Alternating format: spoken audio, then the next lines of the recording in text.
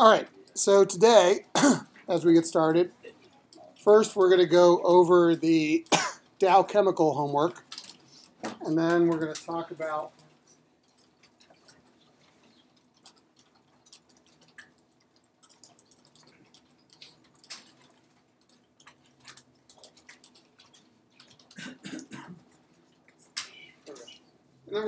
your second homework assignment, which will be due next Wednesday. So again, in general, for homework assignments will generally be given out on Wednesday. They'll be due on Monday, 10 a.m. for all sections. I give a 15-minute grace period. The link goes away at 10:15. So if the link goes away, you can't submit, then at that point you'll get no credit for the homework. So if you have trouble submitting, you need to email your submission before 10:15 at the latest, all right, as we go forward this week. Yeah. Sorry, did you say it would be due next Wednesday or Monday? Monday. So the homeworks are generally given out on Wednesday, and then they're due on Monday. So homework 2 will be given out this Wednesday. Homework 2 will be due next Wednesday. Sorry, next Monday. Okay. All right, so let's talk about homework 1, which was the Dow Chemical homework. So you would have had to do homework 1. You would have had to go to the Bloomberg lab. You would have had to look up Dow Chemical. So Dow U.S. equity. You then would have had to go onto the beta screen, which by default gives you a 2-year beta. You'd have to change the date range to 09, hit enter, and that would have given you a 5-year beta of 1.743, approximately, depending on which date range you did, around 1.7 something. Again, you would have had to export, save screen as file, and then save the screenshot for uploading as part of your homework. So, back to Dow. Question 1 on homework was, what can we say about the economic sensitivity of Dow Chemical? What would be the answer based on this data? sensitive? Yep. They're very sensitive to changes in the economy. Yeah, they're very sensitive to changes in the economy based on a beta of 1.74. All right. So again, what's important in this class, and I just finished emailing the TAs to remind them, is you can't just say they're sensitive to the economy. You have to say they're sensitive to the economy because they have a beta of 1.74. You have to refer to numbers as part of your answer. You also would have had to include the screenshots to show that you actually got the data. Okay? So, but again, easy screenshot for homework 1. Yeah. If you had the wrong screenshot, but a data that, or like an answer that still reflected that it's sensitive to the market, it's wrong. Yeah, because if you have the wrong screenshot, then we don't know. Like you're basing it on the wrong screenshot, so we don't know what the data was. So, for example, somebody sent me an email today that said they couldn't figure out what the homework assignment is, so they did it on Alcoa. All right, not sure how they got that confused because we're pretty clear on the assignment about using Dow Chemical. But that aside, so if you had been the person who had submitted the Alcoa write-up, it's great that you did it, but you won't get any credit because it's on the wrong company. So you must do it on the actual company that's assigned, and then for homework, answer it correctly. All right, next, RV, to get the industry data.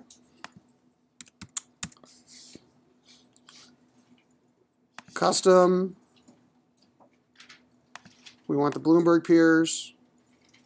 We want our ROIC and WACC template, select stats, market cap weighted average. So we should have gotten an industry ROIC around 16.25%. We should have gotten an industry WACC a little under 10%, right?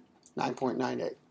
So with this data, again, what can we say about this industry? Question number 2. Is this an attractive industry, yes or no? Yeah. It's attractive because there was a 6.22%.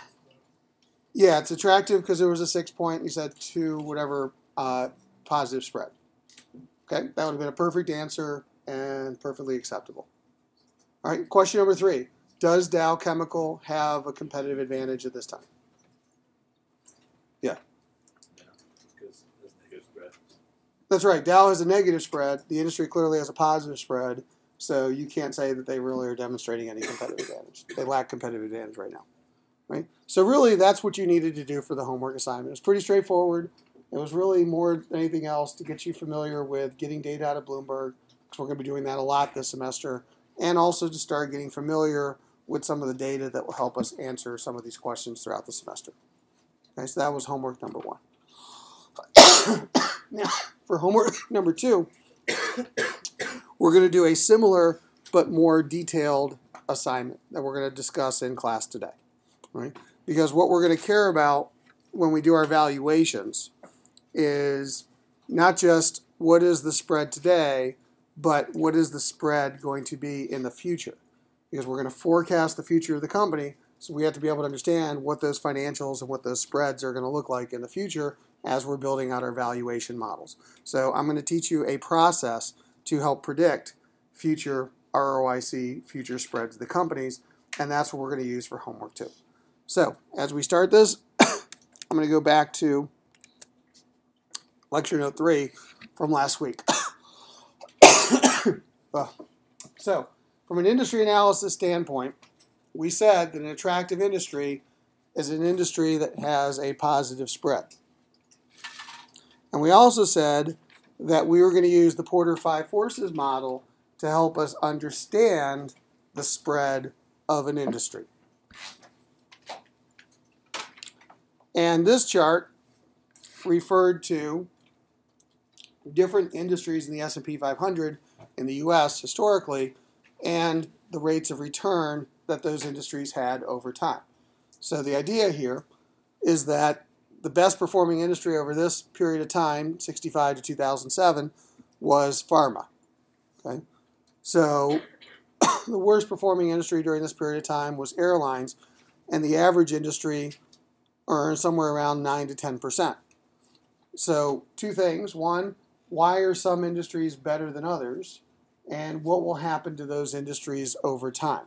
That's ultimately what we're trying to assess. Now, as we're thinking about this, the other thing I want you to keep in the back of your mind is that over time,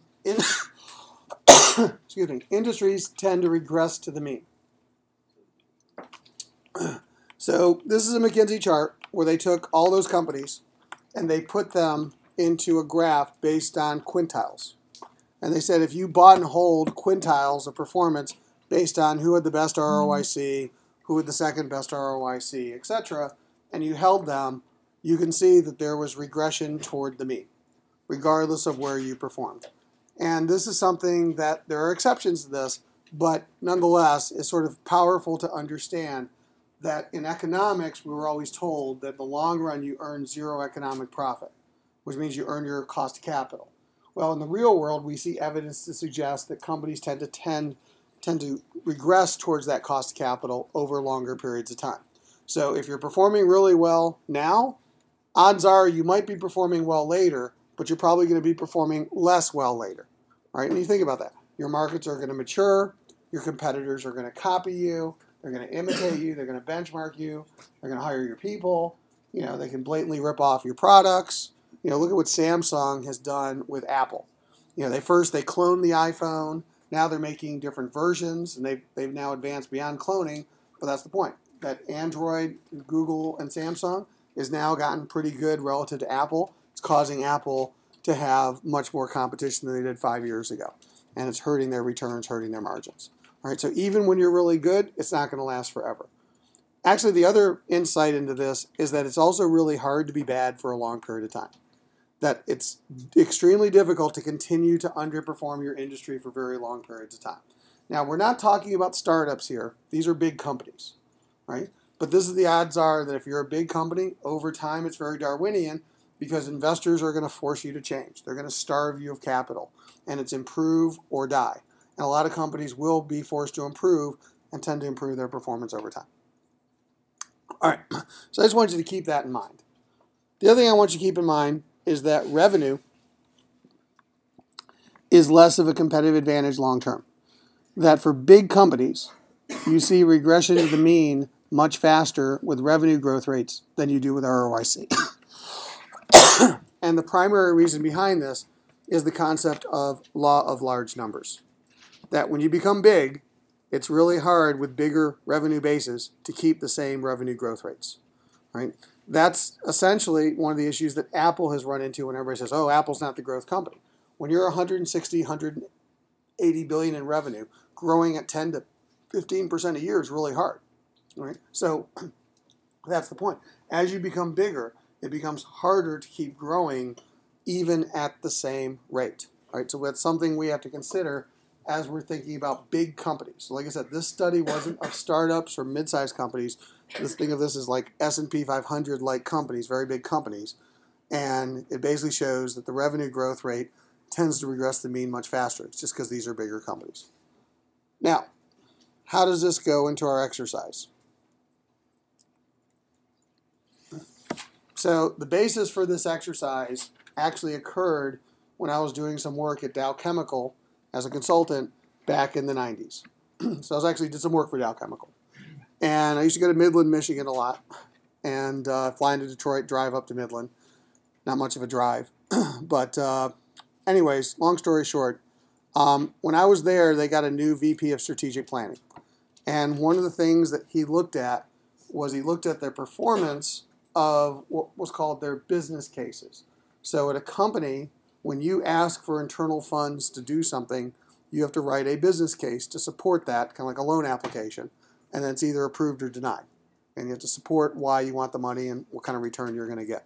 So one of the things they looked at was how well their historical business cases did that were approved and what they promised versus what they actually delivered. And they did a 5-year study where they looked at 5 years of approved cases, and they looked at 5 years of promises in the approved cases, and they looked at what really happened. And what they found is the average approved case only achieved 50% of the promised benefits. Well, that's pretty scary that you're going to be off by a factor of 2 on average. And these weren't the bad ones. These were supposedly the good ones that everybody wanted to get behind. So they said, we have to get better at this. And so they tried to understand why were they off so much. And as they analyzed the data in these what they called after-action reviews, what they did is they found that the number one reason they were off was revenue. They were exaggerating the revenue, exaggerating the price and the volumes that they would get versus what actually happened. And so they looked at how they were doing revenue. And they brought in a consulting firm called Maricon, who specializes in, amongst other things, this very issue. And Maricon helped them with the process. And Maricon did what they call deep drills, which are kind of like root canals, where they'd really go into your assumptions, really go deep in the business to figure out what was going on to help you create these better business cases. And as part of the process, Maricon said, you got your pricing all wrong. You're just doing it in the wrong way, particularly in a commodity business. Because they said, what you're doing is you're saying, take this year's price, add inflation. Take next year's price, add inflation. So price goes up with inflation, which on the surface seems like a reasonable assumption. And then they were also building in cost efficiencies in their business. So what they were doing is they were raising their price with inflation, and they were lowering their cost per unit as they were getting cost efficiencies, essentially getting better and better margin in the future. But what they found is this was not the reality. That actually their margins were going down, they weren't going up. And so what Maricon said is do what they called ROIC-based pricing. And so with ROIC-based pricing, Maricon said, look, if you make a 9% now,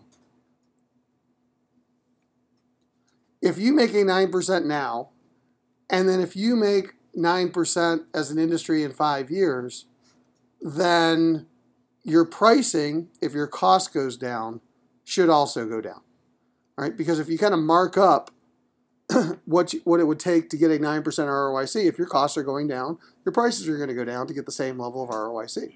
So they said forecast your ROICs, don't forecast your price, and the forecasted ROICs will infer the price. So when they went back and they applied that methodology to their cases, they found that they were a lot closer to what actually happened in the real world, and they kind of changed a lot of their methodology to support that. And just observing that whole process was very impactful on the way that I started to look at businesses. Because I think we're going to apply a similar methodology when we think about the ROICs of industries. Right? Because what we really want to do is we know that the ROIC of the chemical industry today, if we just did the analysis, is around 16%. And what we're trying to figure out is what's that ROIC going to be in 5 years. So here's how we're going to assess that. We're going to use the 5 forces to help us. So we're going to build a spreadsheet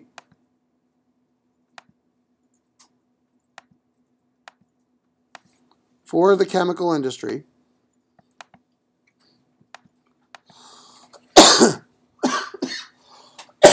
of the 5 forces and what we'll call the overall score of the forces.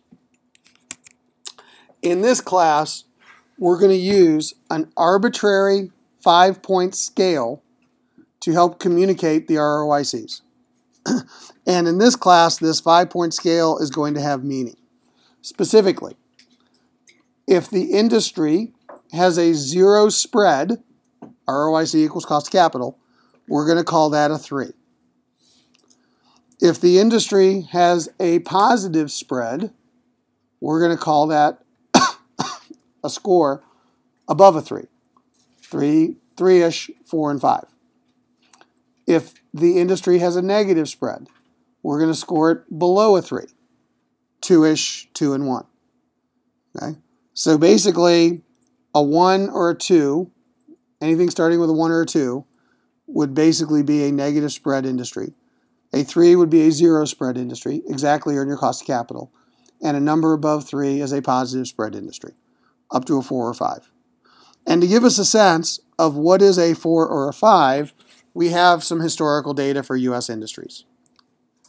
So, by definition, pharmaceuticals, which had spreads, assuming the average cost of capital is around 9 or 10%, had spreads of 15% or higher.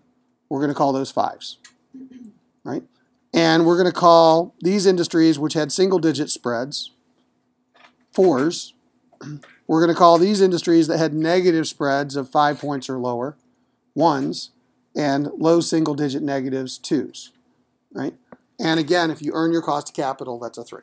So we're just kind of inferring based on historical data what is a 1, 2, 3, 4, or 5. Right? So given that, how would we score, based on observable data, the chemical industry today? So here is the analysis that you did for your first homework assignment on the chemical industry, U.S. chemical industry, publicly traded companies. Score it, 1 to 5. Probably a 4, right? So again, industry ROIC 16, industry WACC about 10. We'll call that about a 4. Now, you can get more granular if you want. If you want to say 4.25, that's fine. 4, 4.1, 4.136275.2. I mean, you can get as granular as you want. But the idea is we're just trying to communicate the concept of a spread. It's definitely not a 3. It's not a 2 and not a 1. It's a pretty good industry. So we're going to call it a 4. So based on observable data in a spreadsheet, we're going to call the overall performance a 4. Now, here's the next step. Using Porter's 5 forces, we need to explain the 4. Okay? So we're going to use the 5 forces to explain the 4. Why is this an attractive industry using the 5 forces? So we're going to score each one of the forces on a 5-point scale. And we're going to apply the same methodology to each force. So here's the idea. If that force results in a 0 spread for the industry, we're going to score that force a 3. If that force allows the industry to have a positive spread, we're going to score that force a 4 or 5. And if that force hurts the industry's ability to have spread, negative spread, we're going to score that force a 1 or a 2. Okay? Now, this is where it gets tricky because I'm not scoring it based on the power of that force, but I'm scoring it based on whether or not that force contributes to spread. Right? So, buyer power. If the buyers have a lot of power, the customers, we're at the mercy of our customers, it's going to be hard to make money. So we're going to score that a 1. So a lot of buyer power hurts the industry's ability to make ROIC. We're scoring the force based on ability to make ROIC. So a lot of buyer power equals a 1 on this scoring mechanism. If the buyers have no power, if our customers just pretty much have to take whatever price we give, then we would call that a 5 because it helps our industry make money. So it's not whether the buyers are strong, it's whether or not the buyers allow the industry to make money. Right? Same thing with suppliers. If we have strong suppliers, we're going to score it a 1 or a 2. If we have weak supplier power, we're going to score it a 4 or a 5. Because again, we're scoring it based on ability to have ROIC. So what we now have to do is we have to explain for the chemical industry that we just observed the forces. And here's the other important part of this analysis. It's not whether or not we think the chemical industry is good. We actually have observable data on the current chemical industry's performance. We're trying to explain the chemical performance as it is, not as we think it should be. Okay? So it's, again, here's the industry ROIC. Why is the industry ROIC in cost of capital? Why is that spread where it is today? Try and explain that. Okay? So we may not know a lot about the chemical industry, this being an applied equity class. We can use real-world data to help us. So what I'm going to do is I'm going to open up my browser, and I'm going to go to smithapps.rhsmith.umd.edu, which is the portal, and I'm going to log into the portal with my UID. And I'll just ask that you pause for a second, because if we all log into the portal at the same time, we'll crash the portal. Right? So just give me a second. So basically, when you log into the portal, if you've never logged into the portal before and used the portal apps, you'll need to go to Content and Citrix Client, and you'll have to download and install the Citrix Client, because we use a product called Citrix to allow you to run these portal apps locally on your machines, because they're run over the server. So it's a one-time download for each machine, but if you've never used it, you may need to download the Citrix Client. Assuming you've done that, you can go back to the Finance folder, and the product that we're going to use here is called IBIS World. So I'll launch IBIS World.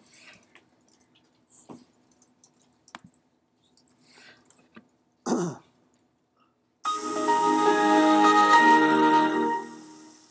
then you'll have to give the portal permission to access your computer. But here's the advantage of IBIS World. IBIS is a company that writes industry research reports. So it's very useful to learn about an industry by reading the IBIS World report. And what I can do is I can either type the industry or I can type a company, and it'll tell me which industry report they're in. In this case, I'll type in Dow Chemical.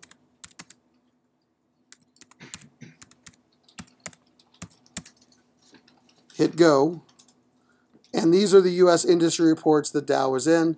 It's also in some global reports, and we also have access to some Chinese industry reports, right?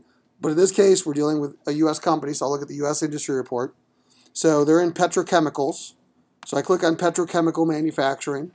I have this nice industry summary where it shows me the industry supply chain. So here are the economic drivers: oil prices, natural gas prices. Here are the people that supply them: oil drilling and natural gas extraction, petrochemical manufacturing. Here's who they're selling to: textile, plastic and resin manufacturing, soap and cleaning compound manufacturers. I can't even pronounce this. Polystyrene foam manufacturing, and plastic bottle manufacturers. Think buy cans or bottles of Coke and Pepsi. Right? Or I could go back to the main title, because they're in multiple industry groups. I could go to plastics, and again see that what's important to plastics are the suppliers, electric power, the gas distribution, petrochemical, which is oil manufacturing, petroleum refiners, demand, plastic film, plastic pipe, laminated plastics, foam manufacturers, urethane foam, plastic bottle manufacturers, etc. So I can get a sense of who the major customers are by industry, who the major suppliers are if I don't know, and most importantly, where it says Industry Outlook, when I click on that tab, they've done a 5 forces analysis.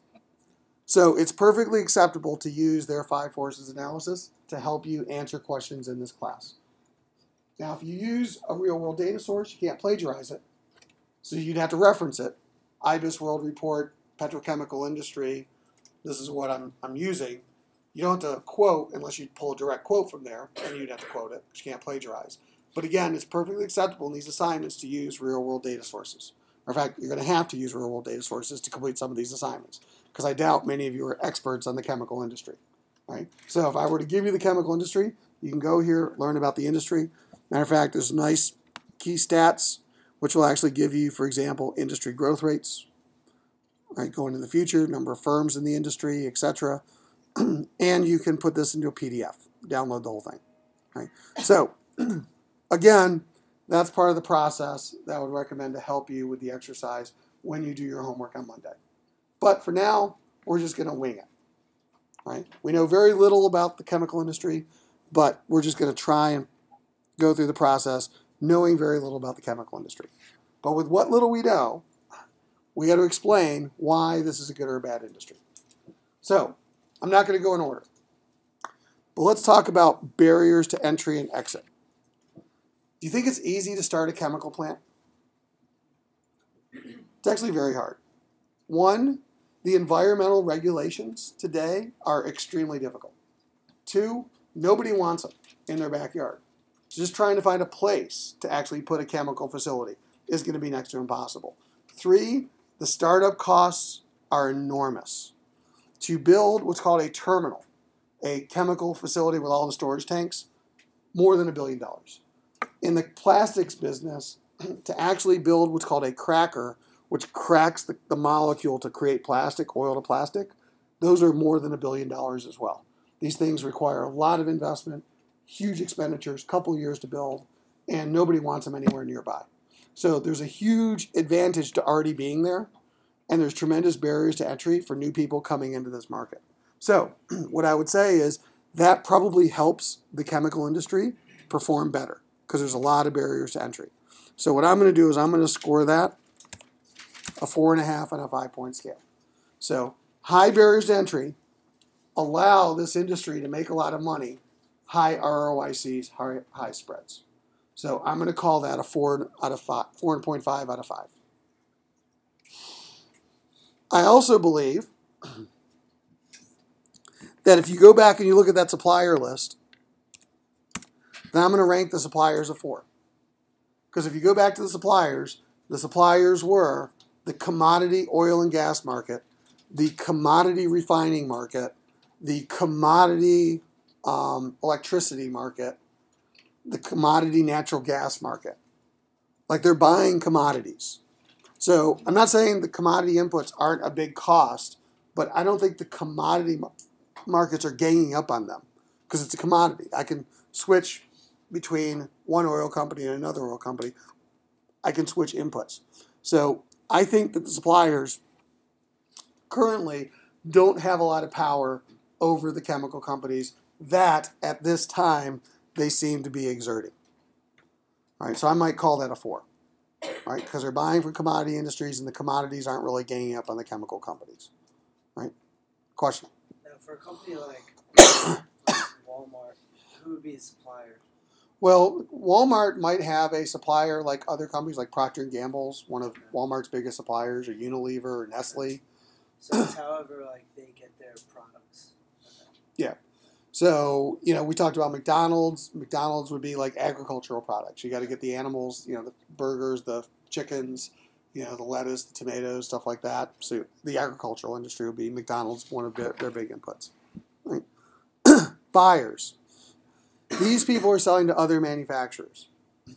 And I don't think that the other manufacturers have too much choices. Like if you need plastic, there's not many places you're going beyond Dow Chemical to get the plastics that you need to make your products.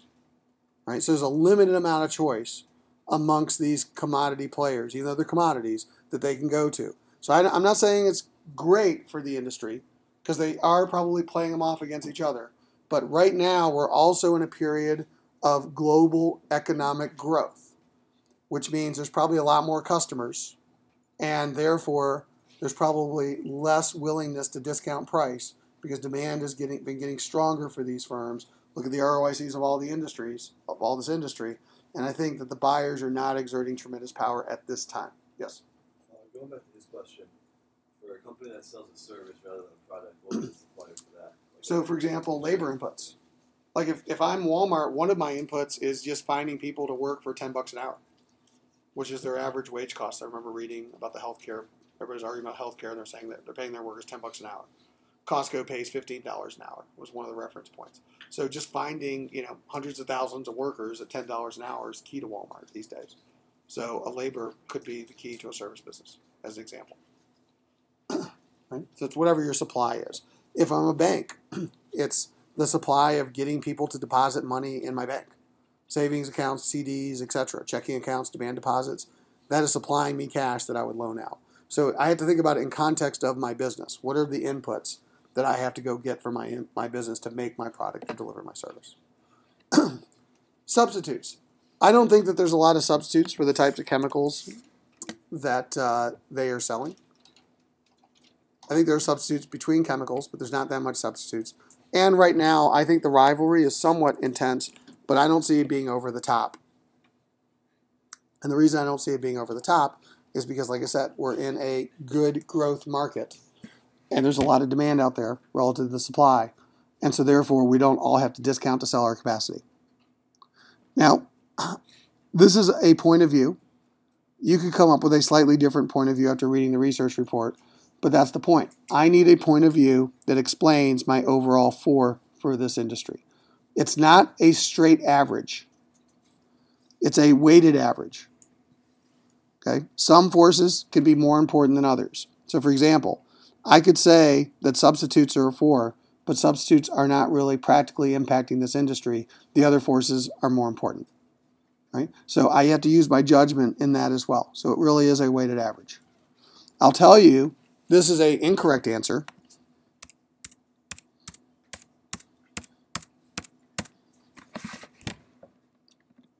Can't call the whole industry a 3 and then by all the forces and then give it a 4 overall. Can't explain a 4 with that.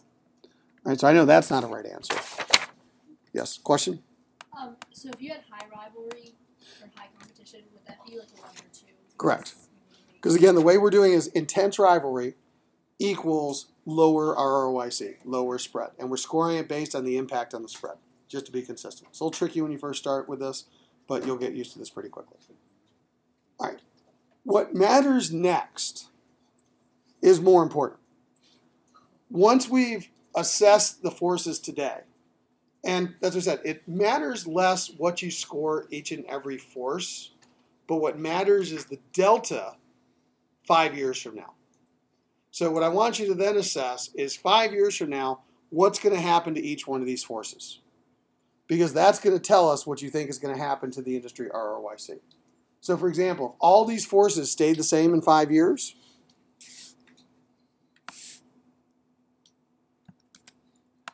then the overall would be a 4 in 5 years. Nothing would change. The industry would have the same spread in 5 years as it did today. Everything stays the same about the industry. All right? But that's the question. Do we realistically think all these things are going to stay the same in 5 years? Well, that's our next step. So for example, I might believe that buyers are going to have a little bit more power in 5 years, the customers, because there's going to be more intense global competition. And I think that we're going to be in tougher economic times. And I think that there's going to be more supply. And therefore, I think buyers are going to have a little bit more choice than they do today. I also think that as a result of that, there's going to be more rivalry. I also think that suppliers are going to start exerting more power than they do over the industry today. And I will blame that one on China. China right now is running around the world today, in South America, in Africa, and Asia, and they're just buying up all the mineral and mining rights around the world. Because China has a long-term view that says we're going to be short resources, and they want to control all the resources. And you're seeing that right now China has control of a lot of what are called the precious metal resources, and they have been raising price to the Western world on these precious metal resources because they control it, and they essentially have a monopoly over it, and they're raising the price because of it. And I don't see that this trend, whether it's China or every other country, which is going to try and have more of these rights in fewer and fewer hands. And I think that the commodity businesses that are being accessed today are going to be less commodity and more cartel-like. And I think it's going to hurt the industry profitability because they're going to face higher input costs. Point of view. May not be right, but that's what I see based on the data. I also think that it is going to hurt their ability on substitutes for the same reason. That the substitutes that they could go to are going to be controlled in price, and they can't swap out nearly as efficiently as they can today because what you sub to is also going to be controlled at a higher price. That there is a mineral war that's going on in the world today. And finally, I do think it stays hard to get in this industry. I don't see that getting any different. See, what I do see is more and more of the mining resource commodity inputs in the hands of fewer and fewer people. I think that's going to be bad for this industry, good for the suppliers to this industry, but I think that's my point of view on this industry in 5 years. Yes? Are you saying that there are not going to be more substitutes, it's going to be a higher price? That's right. I'm going to say that I'm viewing this as impact in ROIC. I think the substitutes are also going to go up in price. So I'm saying that I don't see that you can just swap out from one molecule to another and necessarily save money nearly as easily as you could before.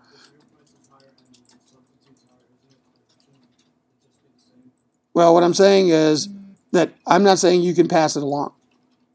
So what I'm saying is they're going to exert power over you. They're going to raise your costs. But I'm not saying that the other side, you're necessarily just be able to pass along that higher material cost. Because, back to the buyers, I think buyers are going to be more aggressive at trying to find alternatives to you. So, for example, instead of plastic, maybe I go to aluminum. All right, or maybe I find something else that is potentially a lower cost because chemicals are getting more expensive.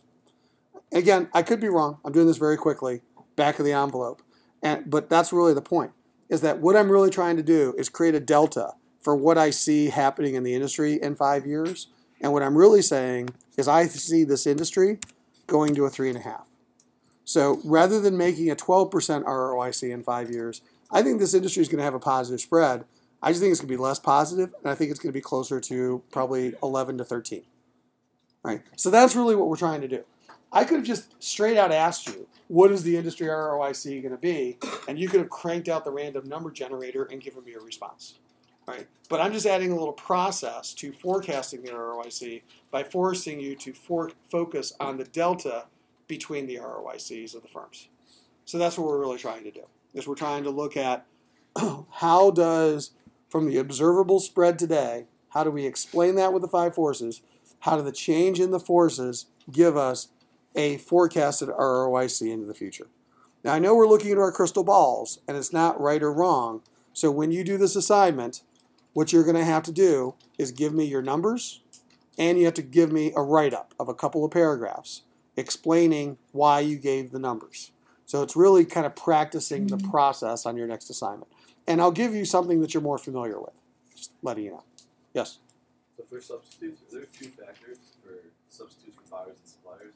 Basically, like, do they buy something else besides your product and get something else besides what they're supplying? Yes. Now, I could have lumped that into supplier power and treated that as supplier power versus buyer power. So some of these can kind of overlap. And so I just have to think definitionally about what I'm really trying to put it in the bucket of. Because like I said, the substitutes could drive the buyer power behavior. They could drive the supplier power behavior. And I need to think sometimes across the forces. So, good question. Other questions? All right, practice. So, I'm going to give you a different one for your homework assignment, but I'm going to give you one here to practice on in class today. And like I said, I want to go to something a little bit more that you've heard of before. So, we're going to go with Costco. Costco's industry. Think of it as the big chain discount stores. So Costco, go to Bloomberg Peers. So go to Costco in Bloomberg. COST is their ticker symbol, US Equity. Go to the RV screen. Look up Bloomberg Peers. Custom. Spread. Select stats. Market cap weighted average. So there is Costco and their big peers. Big publicly traded peers. Kind of discount retail. We'll put them in that business. So what I'm going to ask you to do is 10 minutes. You're welcome to work with people near you. This isn't a graded exercise. This is just practice. But I want you to, using this data, come up for Costco with a 5 forces answer. And then we'll talk about it in about 10 minutes.